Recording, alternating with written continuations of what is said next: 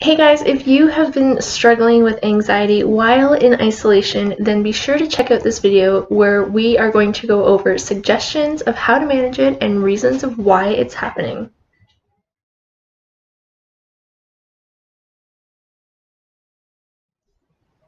Hey guys, what's up? It's Amanda from theintuitivewife.com. If you are a regular, welcome back to my channel. I am so happy to have you here, and if you are new and maybe just passing through, welcome. My name is Amanda. I am holistic health practitioner, past life regression facilitator, and spiritual coach over on theintuitivewife.com. We talk about all things metaphysical and woo-woo on this channel, so if that's something you're interested in, be sure to hit like and subscribe to be notified of future videos. So let's talk anxiety. Almost every single person I've talked to for the past 2 weeks or so has commented on their anxiety. Some have said that their anxiety is through the roof, and others who don't normally have issues with anxiety have commented of how they're really feeling anxious these past few days. Now, of course, everyone has their own triggers to anxiety, and there is a very long list of things that can cause anxiety. But I think in this crazy situation that we're in, one of the main reasons that we are feeling anxious is because we are focusing on things that are out of our control. The things you may be focusing on are things like, how long is this going to go on? What happens if I get sick? What happens if my loved one gets sick? What if we run out of food? This what if game is going to drive you crazy. You are going to spiral, and it's going to be so hard to dig yourself out of that black hole and get into a non-anxious state again. So if that sounds familiar, and if you are someone who maybe doesn't usually experience anxiety on a regular basis, then I have this question for you. Is it really anxiety, or is your body trying to talk to you and get you to focus on something that needs to be addressed? The reason I ask that question is because, in my opinion, as crazy as this whole situation is, for the most part, I think what's going to happen is it's going to force us to go inwards and really focus on ourselves and increase our self-awareness. With that means that what we're feeling may not be anxiety. It could be our body trying to speak to us. But because for the most part everyone knows what anxiety feels like on some level, what we're doing is actually mistaking our body communicating with us with actually having anxiety. So for example, I am not really a big pop or juice drinker, and for my American friends, pop is soda pop. We call it pop. So when a time comes where for some reason I end up drinking it, my body ends up having a reaction to it. Within an hour or so of finishing my meal or finishing the drink, I end up having an increased heart rate. I feel very shaky. I feel very agitated. And that could feel as if you are very anxious or maybe close to having a panic attack or something along those lines.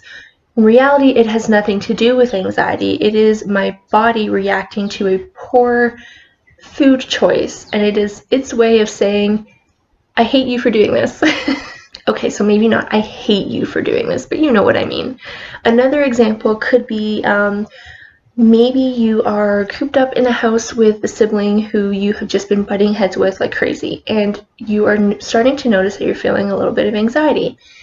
It could be because you are trapped in this house with someone that maybe the relationship is strained, or it could be because you are trying to push down emotions and they are trying so hard to come up to the surface and be addressed and released. This is something that could feel like anxiety.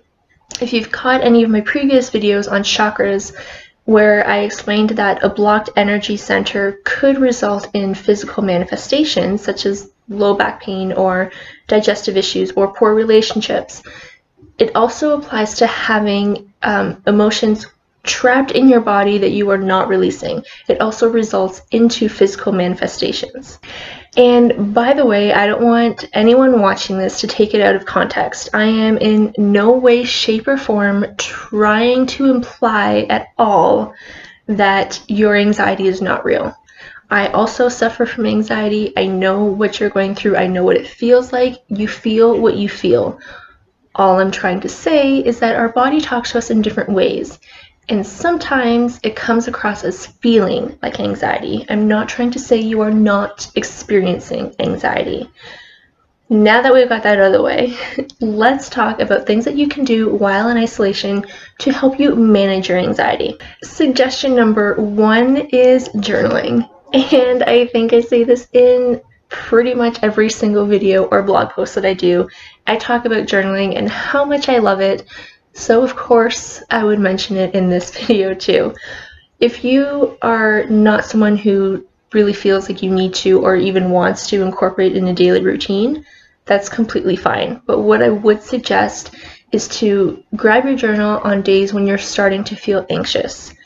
Take that time to take a few deep breaths, to tune into yourself, and to actually figure out what is going on.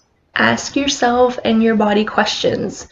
What am I feeling right now? What is causing me to feel like this? And just trust whatever is coming up for you.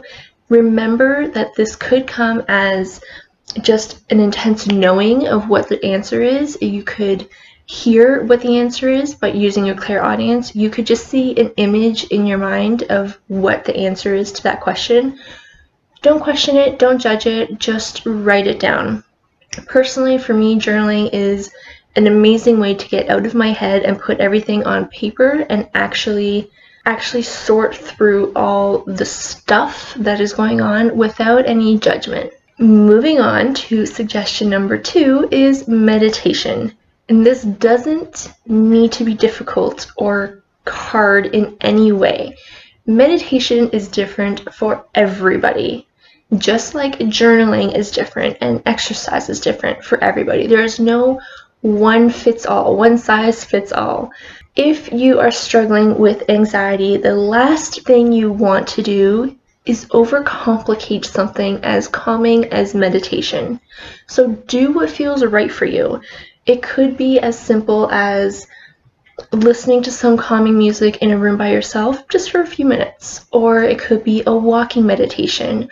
It does not need to be a meditation. To me, that's just too much, but if that's what you're feeling drawn to, then by all means go for that. But I myself do what I call a mini meditation every afternoon.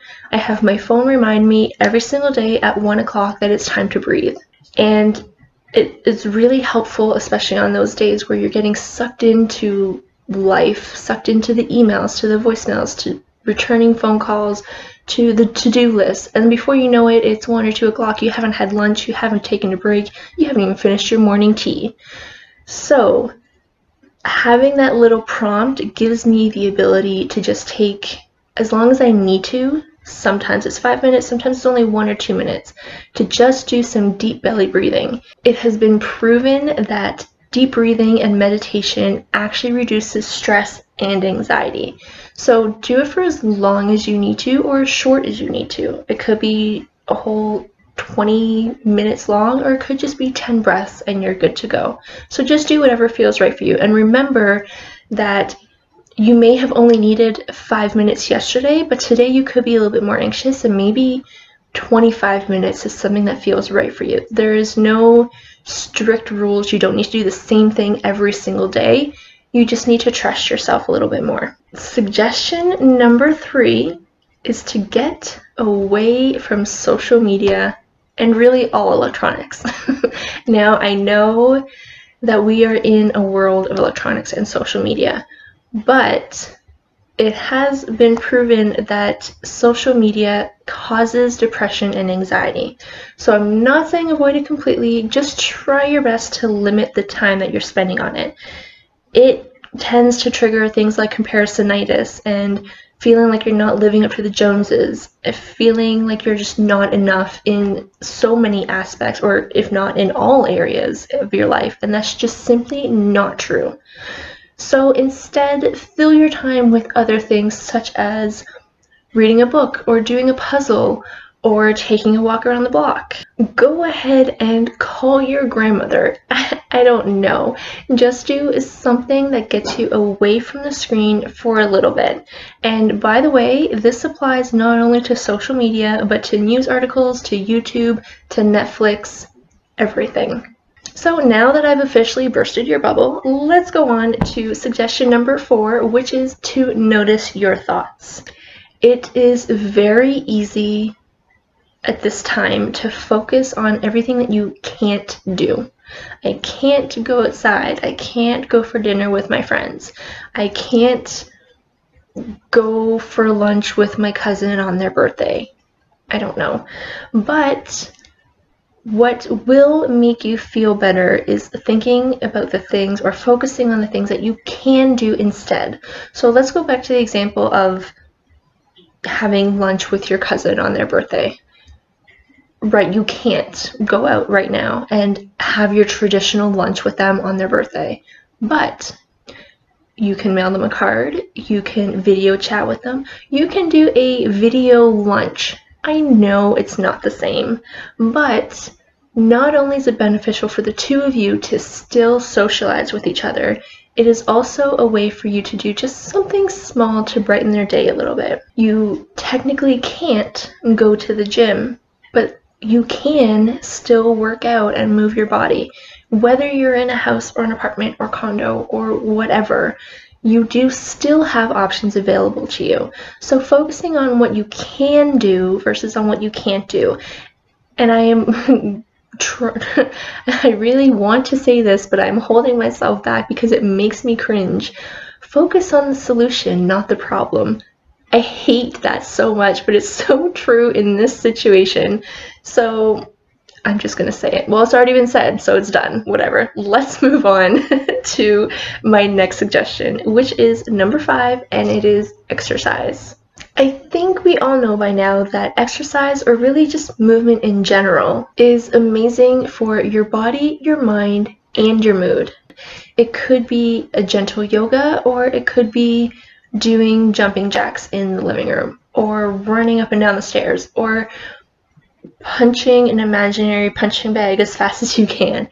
It could be literally anything. But from an energetic perspective, if you are someone who is doing a lot of sitting, not a whole lot of movement, then what's happening is your energy is having a much harder time flowing. When this happens, it tends to cause physical manifestations, such as low back pain, or now all of a sudden you have a pain in your knee and you can hardly put any weight on your leg, or it could even be digestive issues. Moving your body is not only good for your physical body, but for your emotional and energetic bodies as well.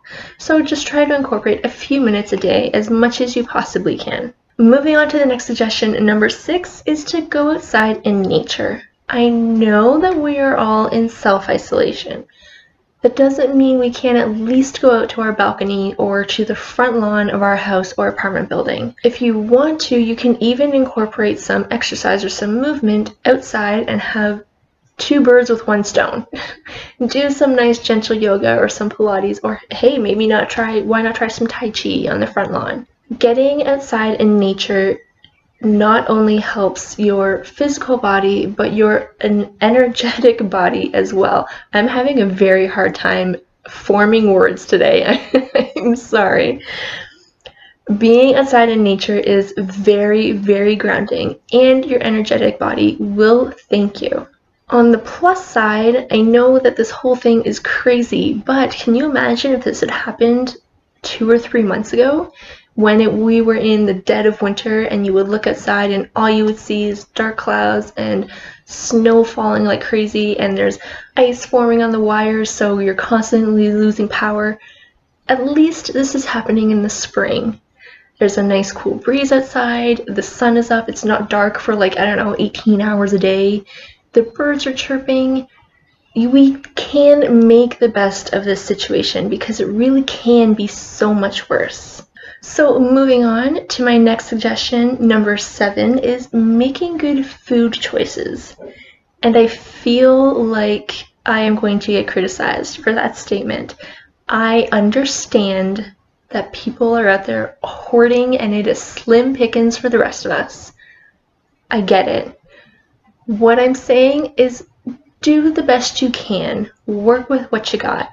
Obviously, in a perfect world, we would be eating whole foods, fruits, veggies, lentils. I'm completely drawing a blank on whole foods at the moment, which is kind of embarrassing.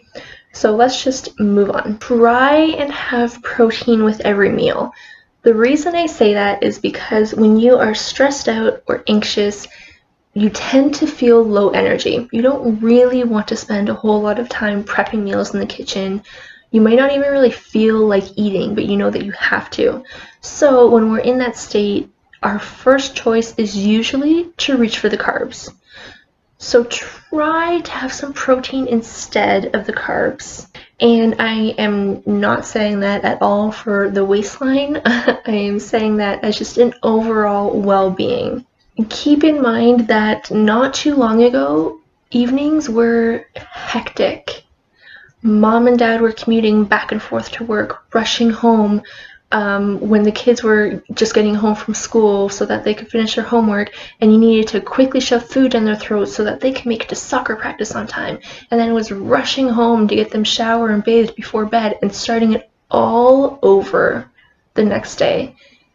Since literally everything in this world is canceled until further notice, we might as well take advantage of the opportunity that is at hand, which is to have more family time. Hopefully you are spending time with your family as much as possible without them driving you crazy, of course. Remember back in the day when everyone used to come together during meals? We can do that again. Bring the kids into the kitchen, start making some homemade pizzas or bake some cookies or some homemade pies, I don't know. Start having fun in the kitchen. Include them in your meal prep. And I realize I literally just said to eat whole foods. And then I told you to go make homemade pizzas.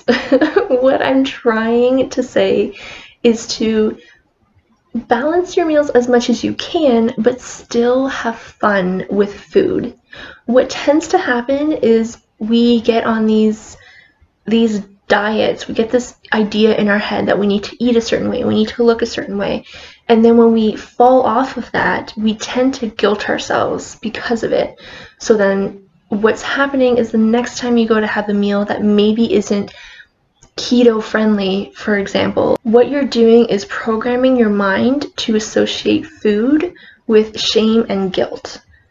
Because you are constantly thinking of, oh my gosh, this isn't keto friendly, I'm not going to lose any weight because of this, like I really shouldn't be eating this.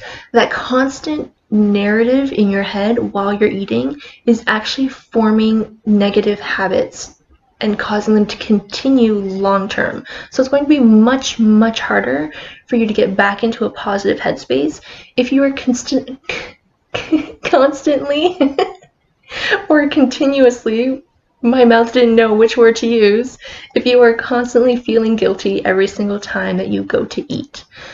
Try and have fun as much as you possibly can. And my next suggestion is the last one. Number 8 is crystals. If you have crystals in your house, please take advantage of them, especially if you have grounding crystals like black tourmaline, jet, black onyx, and hematite. They're all very grounding, so if you are feeling a little frazzled, a little anxious, a little all over the place, being pulled in multiple directions, those are really great crystals to have with you. Or on the flip side, if you are someone who suffers from stress and anxiety, you may want to keep stress and anxiety reducing crystals close by, such as amethyst, rose quartz, sodalite, and rhodonite, I think is how you say it. And that could be just having them in the room with you. Maybe you want them on the windowsill while you're hanging out watching TV, or you could have it right next to you. You could shove it in your pocket, however way you really want to. Actually, that reminds me, I have a blog post. I'll put the link in the description box below of how to use crystals in everyday life, so that if you do have crystals or you're thinking about getting crystals but you're not quite sure what to do with them, you can check that out. And that is all I have for you today. I hope you found it helpful. Hopefully there was at least something from this video that you were able to pull out and implement into your day-to-day to help you reduce or at least manage your anxiety in some way. And I really would love to know, what are you doing while in isolation to help you manage your anxiety? Are you doing something that's not on this list? What is it and how is it working for you? I really do want to know. I'm super, super curious. I hope you are all staying healthy and safe and well, and until my next video, I will see you guys next time. Bye guys!